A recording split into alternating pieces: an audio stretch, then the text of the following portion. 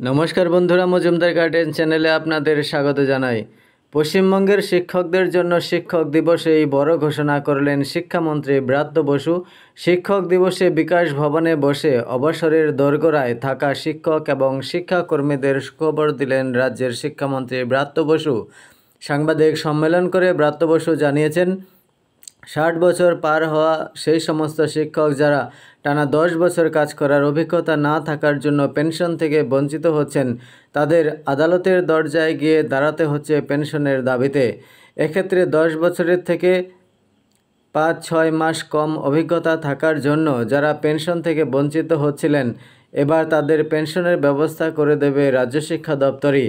দীর্ঘদিন ধরেই পেনশনের ক্ষেত্রে বিদ্যালয় শিক্ষা দপ্তরের নিজস্ব বিধি রয়েছে। সেখানে 10 বছর নিরবিচ্ছিন্ন চাকরির কথা লেখা থাকলেও বলা আছে, কোনো ব্যক্তি যদি 9 বছর 6 মাস বা তার বেশি দিন নিরবিচ্ছিন্নভাবে চাকরি করে থাকেন, তাহলে বাকি সময়টা মার্জনা করার কথা। কিন্তু বিগত দিনে দেখা গিয়েছে এই ধরনের সমস্যায় পড়ে শিক্ষক বা শিক্ষাকর্মীরা আদালতের দ্বারস্থ হতে হয়েছে।